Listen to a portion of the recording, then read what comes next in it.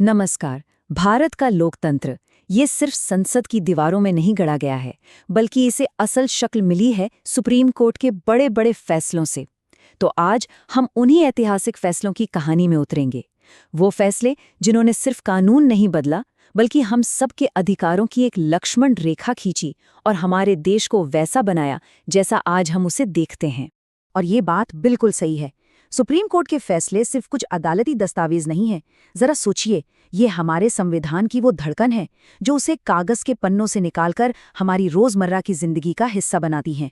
यही फैसले तो तय करते हैं कि सरकार की ताकत कहाँ खत्म होती है और हमारे अधिकार कहाँ से शुरू होते हैं। तो सवाल यही उठता है कि ये रीढ़ की हड्डी बनी कैसे। देखिए, ये कहानी सिर्फ कानूनी दांवपेच की नहीं है, बल्कि ये सत्ता, अधिकारों और भारत की आत्मा के लिए लड़ी गई लड़ाइयों की कहानी है। तो चलिए, पहली और शायद सबसे बड़ी लड़ाई से ही शुरू करते हैं। आज़ादी के ठीक बाद देश के सामने एक बहुत ही बुनियादी सवाल आके खड़ा हो गया। क्या वो संसद, जिसे जनता ने चुना है, नागरिकों के मौलिक अधिकारों को बदल सकती है? बस यहीं से भारत की विधायिका और न्यायपालिका के बीच पहला और सबसे जरूरी टकराव शुरू हुआ। अब देखिए, यहाँ पर कितना बड़ा बदलाव आया। सिर्फ 16 सालों में कोर्ट का नजरिया कह सकते हैं कि 180 डिग्री घूम गया। 1951 के शंकरी प्रसाद केस में कोर्ट ने कहा था कि हाँ, संसद की शक्ति तो असीमित है, वो मौलिक अधिकारों को भी बदल सकती है।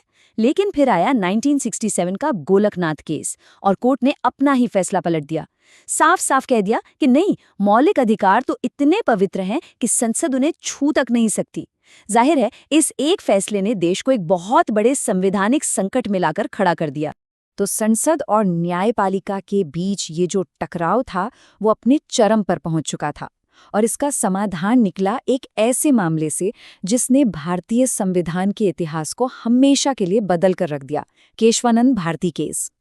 और ये सिद्धांत, ये तो एक क्रांतिकारी कदम साबित हुआ। कोर्ट ने एक बहुत ही शानदार संतुलन बनाया। उसने माना कि हाँ, संसद को बदलते वक्त के साथ संविधान में संशोधन करने का हक है, लेकिन ये ताकत अनलिमिटेड नहीं है। संविधान की जो आत्मा है, यानी उसकी मूल संरचना, जैसे कि लोकतंत्र या धर्मनिरपेक्षता, उसे नष्ट नहीं किया जा सकता। इस एक फैसले ने संसदीय और संवैधानिक सर्वोच्चता के बीच एक स्थायी रास्ता निकाल दिया।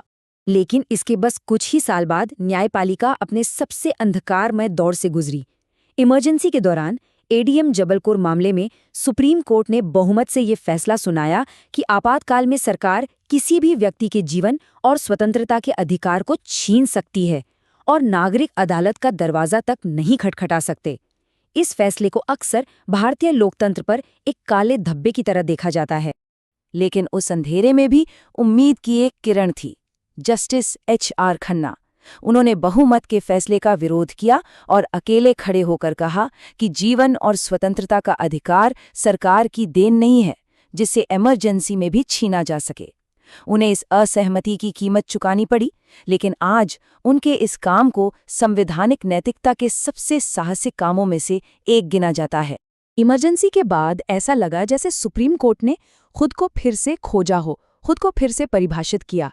अब उसने सिर्फ अधिकारों की रक्षा नहीं की, बल्कि सक्रिय रूप से उनके मतलब को और भी ज्यादा फैलाना शुरू कर दिया। ये एक नए दौर की शुरुआत थी। और इसका सबसे अच्छा उदाहरण है आर्टिकल 21, यानी जीवन का अधिकार। यहाँ देखिए, 1950 में ये अधिकार एक बंद ताले की तरह था। कोर्ट का कहना था कि कानून द्वारा स्थापित प्रक्रिया का मतलब बस इतना है कि कोई प्रक्रिया हो, भले वो कितनी भी मनमानी क्यों न हो। लेकिन फिर 1978 में आया मेनका गांधी केस, और इस केस ने उस ताले को हमेशा हमेशा के लिए खोल दिया। कोर्ट ने एक बहुत ही जरूरी बात कही कि प्रक्रिया सिर्फ होनी नहीं चाहिए, बल्कि उसे न्यायपूर्ण, निष्पक्ष और उचित भी होना चाहिए। बस इसी एक लाइन ने, इसी एक व्याख्या ने गरिमा, निजता और यहाँ तक कि एक साफ सुथरे पर्यावरण के अधिकार जैसे कई दरवाजे खोल दिए। कोर्ट ने सामाजिक न्याय के मैदान में भी अपनी एक गहरी छाप छोड़ी। शाह बानो मामले में उसने धर्म से ऊपर उठकर एक तलाकशुदा महिला के गुजारे भत्ते के अधिकार को बनाए रखा। इंदिरा साहनी मामले में आरक्षण की नीति में संतुलन बनाया ताकि सामाजिक न्याय भी हो और अवसर की समानता भी बनी रहे। और एस.आर. बोम्मई मामले में केंद्र की शक्तियों पर लगाम लगाकर राज्यों के अधिकारों की रक्षा की, जिससे भारत का फेडरल स्ट्रक्चर और मजबूत हुआ। और हाल के दशकों में तो कोर्ट ने व्यक्तिगत गरिमा को सबसे आगे रखा है, चाहे वो विशाखा गाइडलाइंस के जरिए वर्क प्लेस को सुरक्षित बनाना हो, निजता को हमारा मौलिक अधिकार घोषित करना हो, या फिर सेक्शन 377 को रद्द करके प्रेम करने की आज़ादी को मान्यता देना हो, इन सभी फैसलों ने ये साबित किया है कि संविधान हर एक व्यक्ति की गरिमा और आज़ादी का रक्षक है। तो इस पूरी यात्रा से हम क्या समझते हैं? इसका सार ये है कि भारत का संविधान कोई पत्थर की लकीर नहीं है। ये एक जीता जागता दस्तावेज है जो न्यायपालिका की व्याख्याओं के जरिए सांस लेता है और समय के साथ विकसित होता है। सुप्रीम कोर्ट के इस सफर को हम इन 3 पड़ावों में देख सकते हैं। शुरुआत में ये सिर्फ संविधान के शब्दों की व्याख्या करता था। फिर ये संविधान का गार्डियन बना, एक संरक्षक जिसने इसे संसद के अतिक्रमण से बचाया। और आज ये मानवीय स्वतंत्रता का विस्तारक बन गया है, जो हमारे अधिकारों के नए नए आयामों को पहचान रहा है। तो सबसे अहम बात यह है कि ये सफ़र अभी खत्म नहीं हुआ है।